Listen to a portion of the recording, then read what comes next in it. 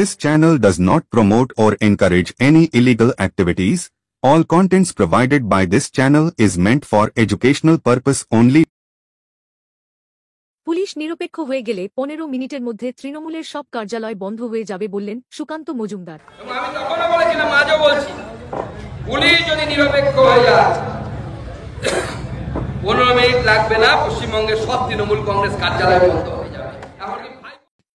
রাজ্যে এসআইআর নিয়ে রাজনৈতিক চাপানুতোর তুঙ্গে। শাসক বিরোধী সমান্তালে চলছে হুঁশিয়ারি। সম্প্রতি কেন্দ্রীয় প্রতিমন্ত্রী সুকান্ত মজুমদার বলেছেন, এসআইআর নিয়ে কোন গণ্ডগোল হলে রাস্তায় কেন্দ্রীয় বাহিনী নামবে এবং গুলি চলবে। কেন্দ্রীয় প্রতিমন্ত্রীর এহেন মন্তব্যের পরিপ্রেক্ষিতে শ্রীরামপুরের তৃণমূল সাংসদ কল্যাণ ব্যানার্জি চ্যালেঞ্জ জানিয়ে বলেন, সিএসএফ যে গুলি চালাবে ওই গুলি ওর বুকে লেগে যাবে।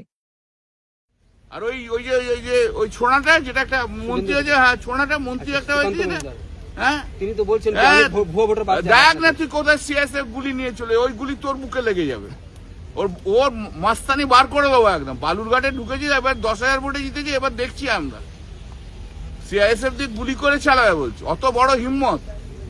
বাংলার মানুষকে চিনিস না, ওই উত্তরপ্রদেশ দেখাস, 2-4টে ওই কি জানা সুকান্ত এমনি হাওয়া দিয়ে উড়ে যায়, হাওয়া দিয়ে আমাদের কাছে উড়ে যায়। কোনোদিন মাঠে জীবনে দেখেছেন? গলিতে গলিতে মাঠে যত হচ্ছে ওদের অফিসে বসে আর প্রেসের কাছে আপনাদের কাছে এসে বড় বড় বক্তৃতা। আয় না একবার বক্তৃতা দিতে আমাদের এখানে, আয় তুই শ্রীরামপুরে বলবি, আয়, তারপর তুই ঘরে ফিরে এসে কি করে দেখবো। তার হুঁশিয়ারি ওর সব মস্তানি বার করে দেব। যদিও শ্রীরামপুরের সাংসদ কল্যাণ ব্যানার্জির হুঁশিয়ারিকে কার্যত উড়িয়ে দিয়েই শনিবার দলের শ্রীরামপুর সাংগঠনিক জেলার ডাকে বৈদ্যবাটিতে আয়োজিত কর্মী সম্মেলনে হাজির ছিলেন বালুরঘাটের সাংসদ তথা কেন্দ্রীয় প্রতিমন্ত্রী সুকান্ত মজুমদার। উক্ত কর্মী সম্মেলনে বক্তব্য রাখতে গিয়ে সুকান্ত মজুমদার বলেন, পুলিশ নিরপেক্ষ হয়ে গেলে 15 মিনিটের মধ্যে তৃণমূলের সব কার্যালয় বন্ধ হয়ে যাবে। এমনকি ভাইপো বাড়ি থেকে বেরোবেন না। আমি তখনও বলেছিলাম, আজও বলছি, পুলিশ যদি নিরপেক্ষ হয়ে যায় 15 মিনিট লাগবে না, পশ্চিমবঙ্গের সব তৃণমূল কংগ্রেস কার্যালয় বন্ধ হয়ে যাবে। এমনকি ভাইপো বাড়ি থেকে বেরোবে না, ভাইপো বাড়ি থেকে বেরোবে না। এদের কত বড় বীরত্ব আমাদের জানা আছে। যখনই যেখানে যায় তার আগে 1000 করে পুলিশ পাঠায়।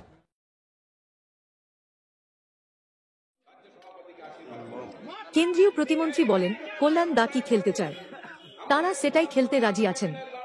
এদিন নিজেই বাইকে চালিয়ে সম্মেলনে আসেন সুকান্ত মজুমদার, কিন্তু কল্যাণ ব্যানার্জির খোঁজ মেলেনি।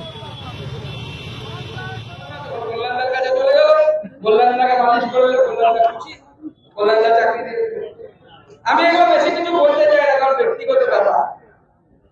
দেখুন, আপনি বলেছেন ভাষণে, আপনার ভাষণ তো 22 দিন সুকান্ত মজুমদারকে ফু দিলে নাকি উড়ে যাবে। আপনাদের ফুয়ের গল্পটা বলি না, আপনারা কলকাতা থেকে অনেক দূরে, কলকাতা থেকে আমার এলাকা অনেক দূরে যায়, হয়তো আপনারা খবর পান।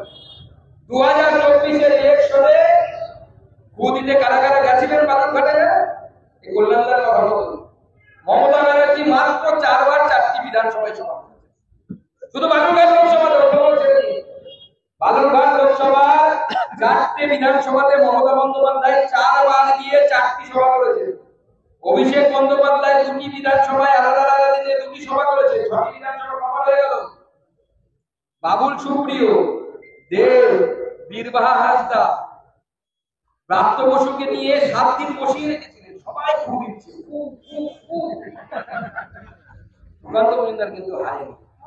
মমতা বন্দ্যোপাধ্যায় ফু দিতে দিতে ফুপা হয়ে গেল, কিন্তু সুকান্ত মজুমদার কিন্তু ঠিক জিতে বেরিয়েছে।